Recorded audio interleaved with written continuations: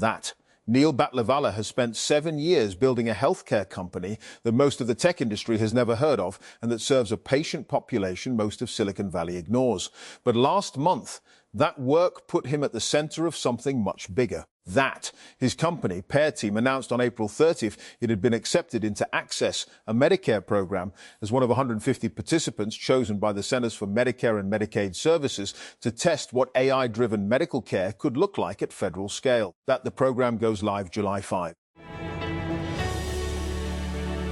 And Honduran authorities have arrested 3 people, including a powerful politician, accused of plotting the 2024 assassination of an environmental leader, an incident that became a symbol of government corruption. Adan Funes, former mayor of the city of Tocoa, was captured at his home on Tuesday on suspicion of masterminding the killing of Juan Lopez, following years of accusations by religious and environmental leaders.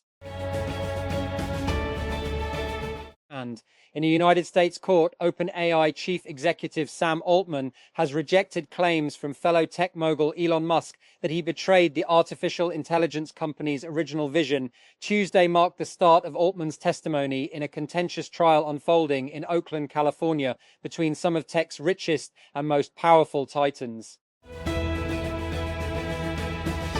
And a federal appeals court in the United States has temporarily paused a lower court decision to block President Donald Trump's 10% global tariff. On Tuesday, a U.S. federal appeals court issued a short-term administrative stay as the court case continues. United States President Donald Trump has departed the White House en route to Beijing, where he will meet with his Chinese counterpart Xi Jinping. Trump spoke briefly with reporters on Tuesday as he boarded the Marine One helicopter. He was then set to arrive in China aboard Air Force One on Wednesday, ahead of the planned meetings on Thursday and Friday. Brandon Clark, an athlete for the National Basketball Association, NBA, in the United States, has died at the age of 29. According to his team, the Memphis Grizzlies, no cause of death was immediately announced. Local media reports indicate he was pronounced dead at a home in California's San Fernando Valley after emergency workers responded to a call for help. And Donald Trump has reasserted his support for Pakistan to serve as a mediator between Iran and the United States after Senator Lindsey Graham, a close ally of the US president, disparaged Islamabad's diplomacy. In remarks on Tuesday, lauded Pakistan's Prime Minister Shehbaz Sharif and its army chief Asim Munir, who helped negotiate a fragile ceasefire in Iran that came into effect last month. And Israel is concerned that US President Donald Trump may strike an agreement with Iran before addressing some of the key issues that drove the two countries to launch the war in the first place. Multiple Israeli sources have told CNN a deal that leaves Tehran's nuclear program partially intact while bypassing issues such as ballistic missiles and support for regional proxies would lead to Israel viewing the war as incomplete, the sources said. And Ukraine has struck gas facilities in southwest Russia's Orenburg region, more than 1,500 kilometers, 932 miles from the Ukrainian border, according to President Volodymyr Zelensky. Zelensky said in his daily video address on Tuesday evening that the attack was a retaliation for Russia's overnight attacks on Ukraine. Ukraine has said that we will act symmetrically in response to Russia, he said. And Tehran, Iran, Iranian authorities have increasingly singled out the United Arab Emirates, UAE, in their war messaging and have warned of stronger strikes against the country if the United States and Israel resume their attacks. Our label of neighbors with the Emirates has for now been lifted, and the label of hostile base has been set for the country. Ali Kezrian, a member of the Iranian Parliament's National Security Commission, told state television earlier this week. And the International Committee of the Red Cross, ICRC, has documented an uptick in displacement, disappearances and explosive injuries as a result of Colombia's 6-decade-long internal conflict. In an annual report released on Tuesday, the ICRC found that 2025 saw the worst humanitarian consequences in the last decade of the conflict. And divided by fighting, desperate for peace, 3 years of conflict in Sudan have caused one of the worst humanitarian crises in recent times. The UN says 14 million people have been displaced. Nearly half of Sudan is facing acute hunger, and more than 18 million people need urgent medical help for injuries and disease. That, Keir Starmer has thrown down the gauntlet to his potential rivals, defying calls to quit as Britain's Prime Minister, and instead challenging his would-be opponents to launch a formal challenge against his leadership of the Labour Party. That, to trigger a leadership challenge, 1/5 of Labour's members of Parliament, MPs, that is 81 lawmakers, must coalesce around a single candidate. Once one or more candidates amass that level of support, that their names can be put on the ballot to run against Starmer in a contest voted on by Labour Party members. And a snap election is underway in the Bahamas, where voters are heading to the polls to decide whether to grant Prime Minister Philip Davis and his ruling Progressive Liberal Party, PLP, a rare second consecutive term in office. If Davis wins the election on Tuesday, he would be the first leader of the Caribbean island nation to serve a second term in nearly 30 years. He is facing a challenge from the Free National Movement, FNM, led by Michael Pintard. That, Serbia and NATO have launched their first ever joint military exercise, a landmark cooperation between the Balkan country and the alliance that bombed its capital less than 30 years ago. The 2-week-long drills, which began on Tuesday and run until May 23, involve about 600 troops from Serbia, Italy, Romania and Turkey. Military planners and observers from France, Germany, Italy, Montenegro, Romania, Serbia, Turkey, the United Kingdom and the United States are also participating. And Kevin Warsh has been confirmed by the United States Senate to join the Federal Reserve's Board of Governors ahead of an expected vote that will have US President Donald Trump's appointee lead the central bank. The Senate vote on Tuesday passed 51 to 45, with a single Democrat, John Fetterman of Pennsylvania, casting his vote with the Republican majority to confirm Warsh for a 14-year term.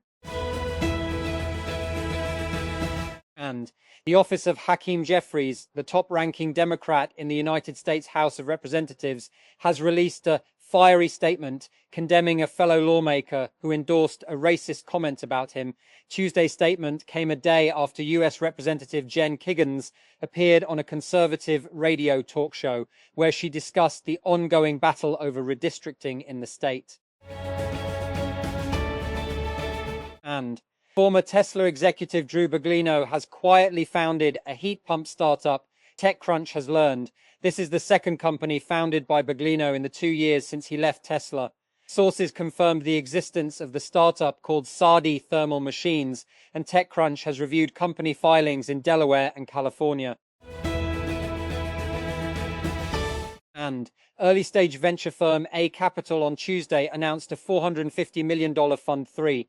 The firm takes a generalist approach, backing companies across categories including AI applications, fintech, healthcare, and security. And the average check size for this fund will be between $3 million and $5 million, with the aim to back at least 30 startups. The capital will be deployed over the next 2 to 3 years, as with the firm's previous funds. And limited partners include nonprofits, foundations, and endowments. Carnegie Mellon University is among the publicly named backers. Our Capital, founded in 2020 and run by Kevin Hartz and Bennett Siegel, and previously raised a $315 million Fund 2 in 2024 and a $300 million Fund I in 2021.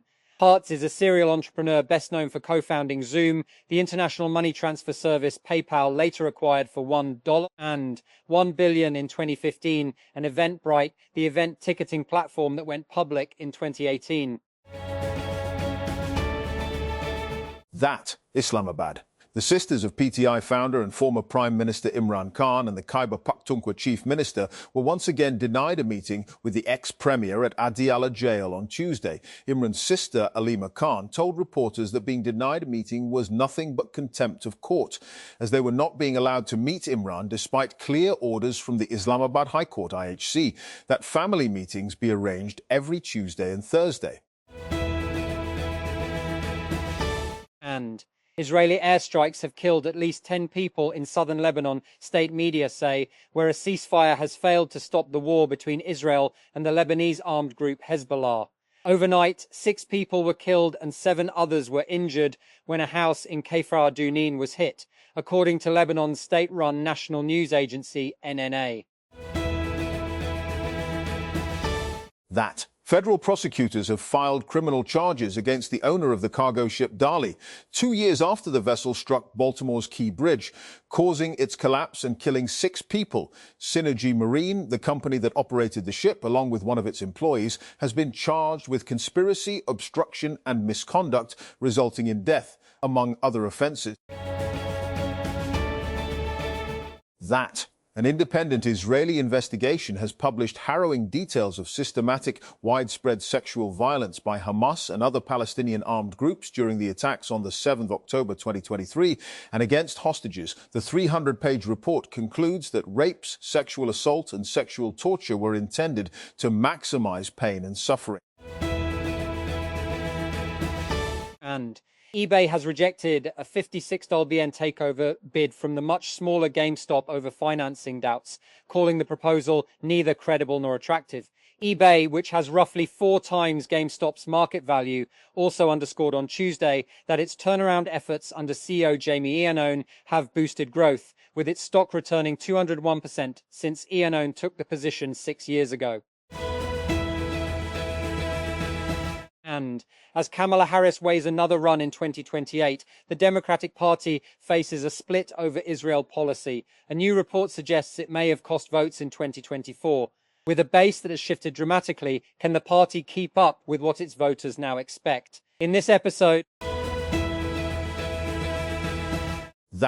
United States consumer prices have risen for the second consecutive month, marking the biggest annual increase in almost 3 years. As energy prices surged on the back of the U.S.-Israel war on Iran, U.S. consumer prices rose by 0.6% in April after a 0.9% increase in March, according to the Bureau of Labor Statistics Price CPI report published on Tuesday. U.S. diplomat Mike Huckabee has revealed that Israel deployed Iron Dome batteries and personnel to help operate them to the United Arab Emirates, UAE, to help fend off Iranian attacks.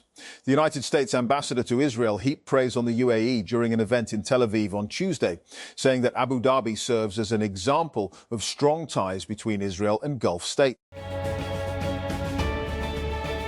And Google and SpaceX are in talks to launch orbital data centers in space, reports the Wall Street Journal, citing sources familiar with the matter. The potential deal comes as SpaceX gears up for its $1.75 trillion IPO later this year and selling investors on the idea that data centers in space will be the cheapest place to put AI compute within the next few years. It also follows SpaceX's deal with Anthropic last week to use computing resources from xAI's data center in Memphis and Tennessee, with the potential to work together on orbital ones in the future. SpaceX acquired xAI in February. And potholes are a pesky problem. Just ask scooter company Lime, which listed them as an official risk to its business in its IPO filing last week. History is littered with claims that technology can help solve or blunt the problem of potholes, and still they persist. But as cars become increasingly laden with advanced sensors, they are becoming a tool that can quickly alert cities to potholes and other municipal problems. And as investors scramble to get their hands on shares of AI companies of all stripes, and Anthropic this week updated its website to warn investors that a slew of private and secondary investment platforms that offer access to shares in the AI company are not, in fact, allowed to do so. The company named Open Doors Partners and Unicorns Exchange, Pachamama Capital, Lionheart Ventures, Forge Global, Sidecar and Upmarket as companies that are not authorized to provide access to buy or sell its shares.